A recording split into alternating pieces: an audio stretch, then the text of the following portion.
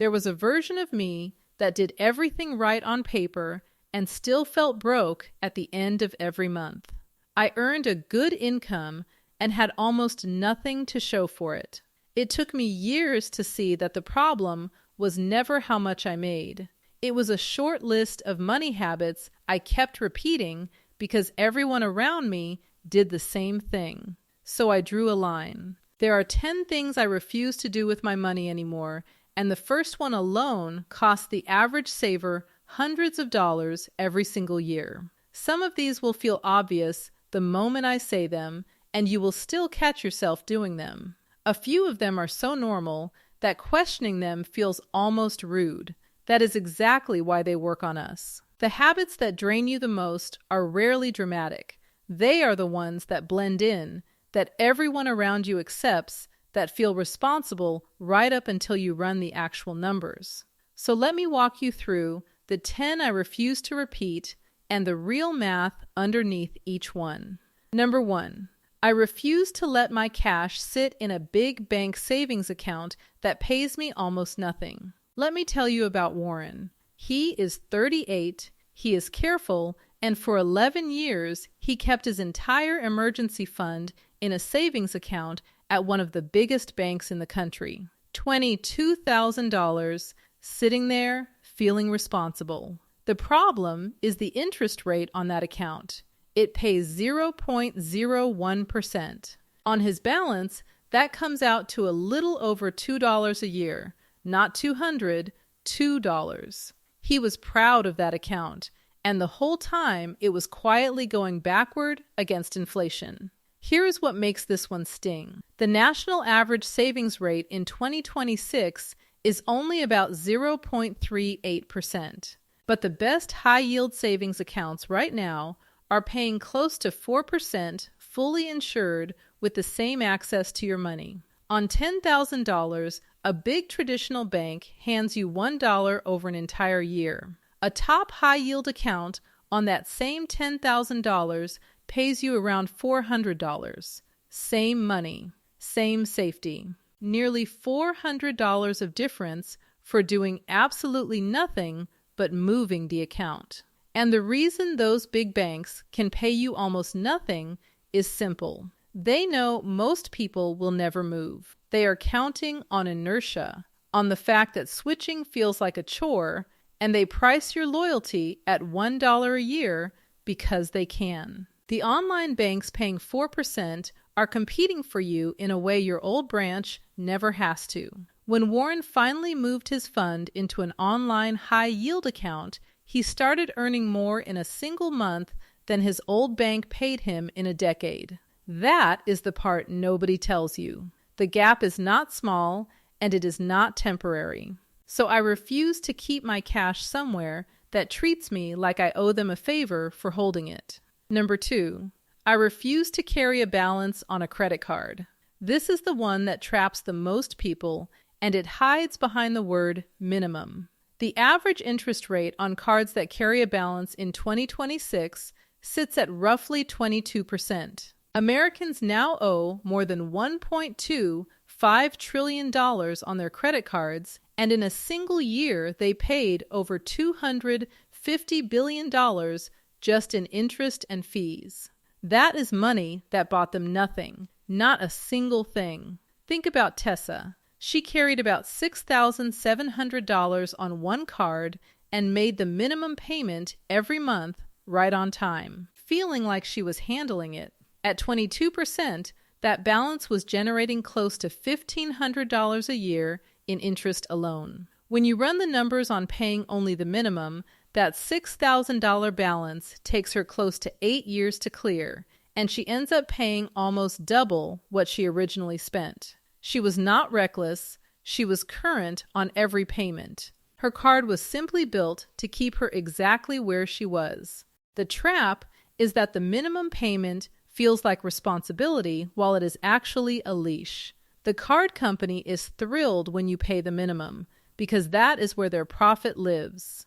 Every month you carry that balance, roughly 22% of it, split into monthly pieces, flows straight out of your future and into theirs. And here is the quiet cruelty of it. The interest compounds against you the same way investing compounds for you. It is the exact same force aimed in the wrong direction, working around the clock to keep you behind. So the rule I hold without exception is simple. If I cannot pay the full statement, I do not buy the thing. A card is a tool for convenience and points, never a way to borrow money at 22%. The moment a balance rolls into the next month, the card stops working for me and starts working against me. Number 3, I refuse to fund my everyday life with buy now, pay later. This one is new, and it is spreading fast. Close to half of all Americans have now used a buy now, pay later service, splitting a purchase into 4 easy payments that feel painless in the moment. The trouble shows up in the pattern. Roughly 4 in 10 users have paid late on at least one of these loans in the past year, and about 6 in 10 are juggling more than one of them at the same time. Miguel is a good example. He is 29 and he never thought of himself as someone in debt because he did not have a giant credit card balance. What he had instead was 4 different buy now, pay later plans running at once. A jacket here, a pair of sneakers there, and increasingly groceries. 1 in 4 users of these services now reaches for them to buy food, and that is the detail that should stop you cold. When you are financing chicken and rice in 4 installments, the payment plan is not the real issue. The real issue is that the plan is hiding how stretched you already are. What makes these services so slippery is that they are engineered to lower the pain of spending. The whole design goal is to make the price feel smaller than it is, so you say yes to things you would have skipped if you had to feel the full cost at once. Studies of these platforms show they push people to spend more per order and buy things they otherwise would not. The average person using them is carrying a little over $2,000 spread across them, in small amounts that never feel like real debt until they stack up into something that does. I would rather feel the full price of something one time and decide honestly whether it is worth it. That flash of resistance you feel at the register is not the enemy. It is information. So I refuse to slice my normal life into installments just to make today feel a little easier than it really is. Number 4, I refuse to buy a brand new car and finance it over 6 or 7 years. This is the quiet fortune killer, and it is the one people defend the hardest. The average new car in America now costs around $50,000, and the average new car payment just hit a record of about $770 a month. More than 1 in 5 new car buyers are now signed up for payments of $1,000 a month or more on a vehicle that starts losing value the second they drive it home. Meet Jerome. He bought a new SUV, financed $50,000 at 7% over 6 years, and felt fantastic driving it off the lot. Here is what that felt good moment actually cost. A new car loses roughly 20% of its value in the first year alone, so before Jerome made his 12th payment, about $10,000 of that car had simply evaporated. Over the full loan, at that rate, he pays more than $11,000 in interest on top of the price of the vehicle itself. And there is a nastier layer underneath this. Almost a third of people trading in a car right now are underwater, meaning they owe more than the car is worth by an average of around $7,000. They roll that shortfall into the next loan and start the new car already behind, financing a piece of a vehicle they no longer even own. That is how someone ends up making car payments for a decade straight and never once owning a car outright. None of this makes a new car evil. It makes a new car the single most expensive way most people will ever move backward while feeling like they moved up. A reliable used car, a few years old, bought with cash or a short loan, and then driven for years after it is paid off, is one of the clearest wealth signals there is. The person quietly driving the paid-off sedan is often far richer than the one financing the luxury badge next to them. so I refuse to sign my next several years away for the smell of a new interior. Number 5, I refuse to walk away from free money. There is a single benefit sitting inside most jobs that people leave on the table every year, and it is the closest thing to free money that exists. It is the employer match on a 401k. If your company offers to match your contributions, and most companies that offer a plan match somewhere between 4 and 6% of your salary, then every dollar you skip is a raise you are quietly handing back to your employer.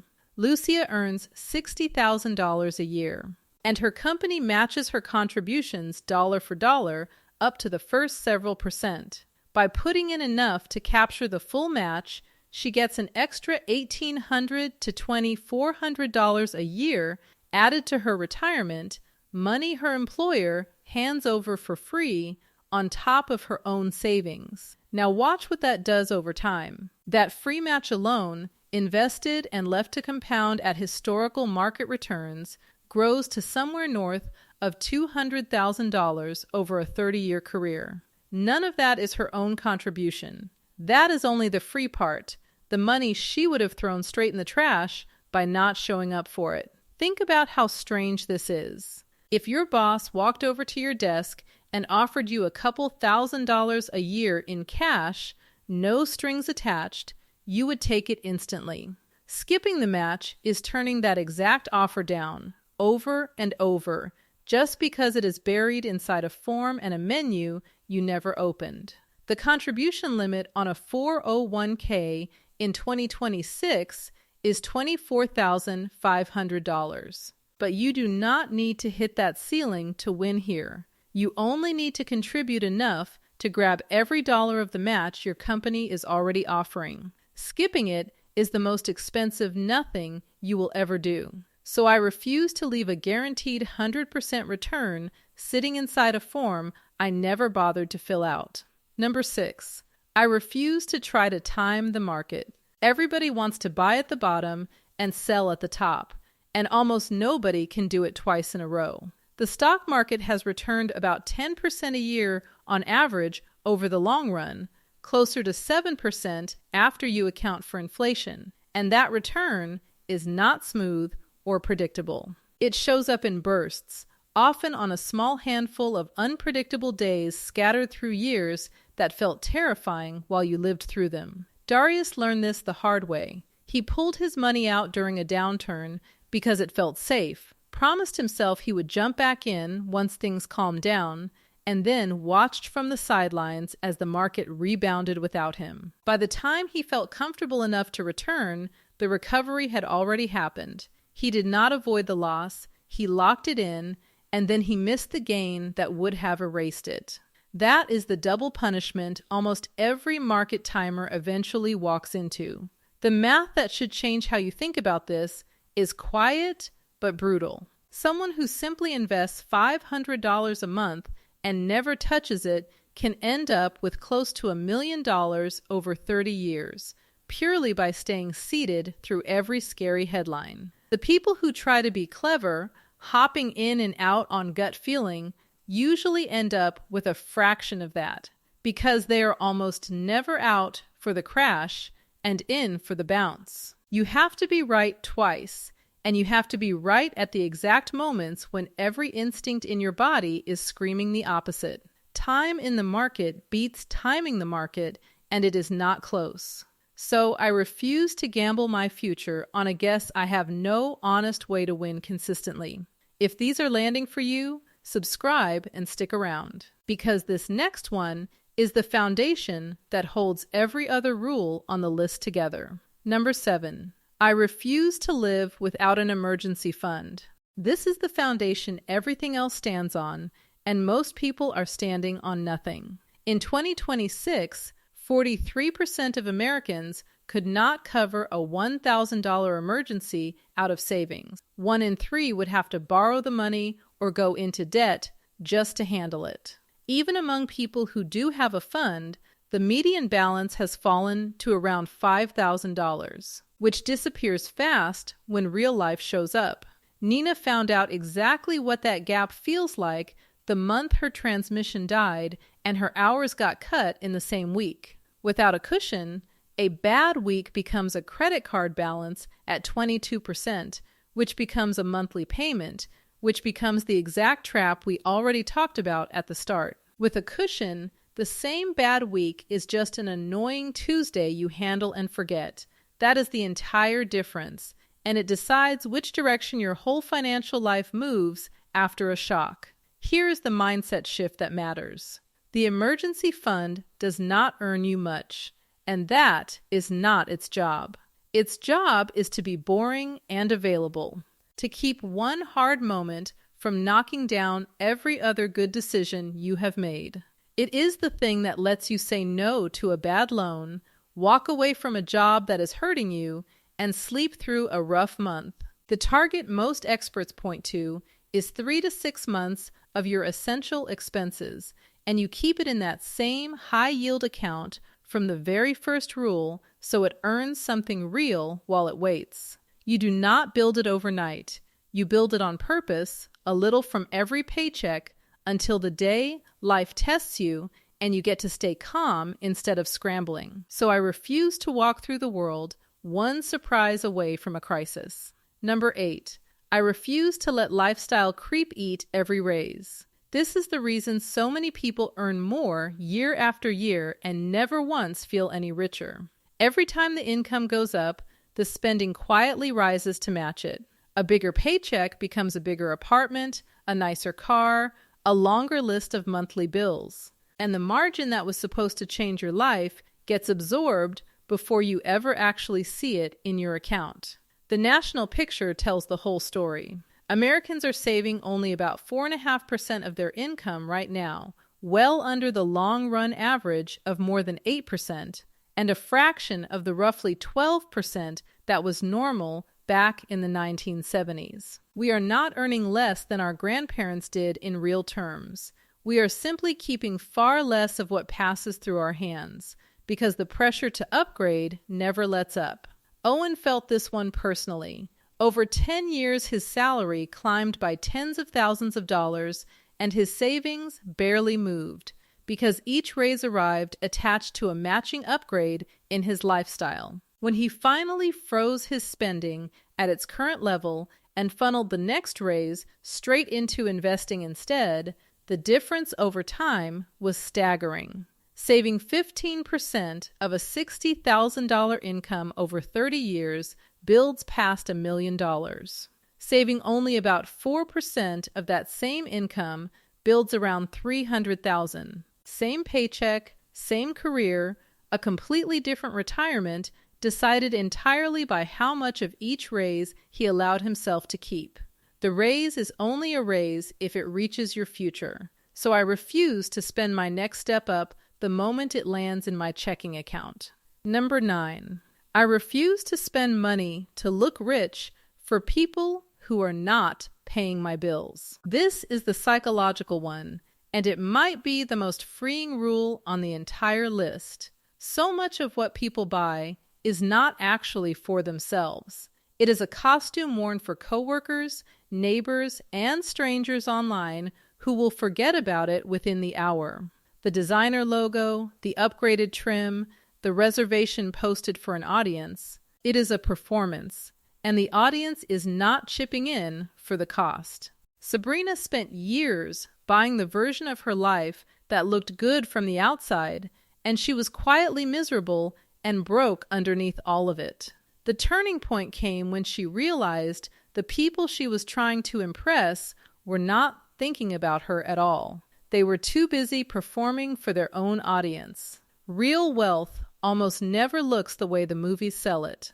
It is often quiet, plain, and completely uninterested in impressing anyone. The person with the paid-off modest car and the loaded investment account will never turn a single head at the stoplight, and they sleep far better than the person financing the flashy one idling next to them. There is even a name for this in the world of money, and it is one of the strongest signals of actual security.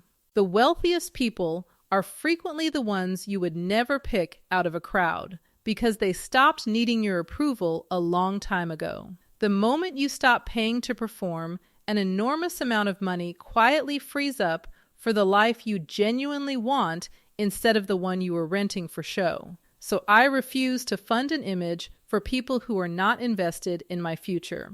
Number 10, I refuse to keep paying for things I do not use. This is the slow leak that hides in plain sight right on your own bank statement.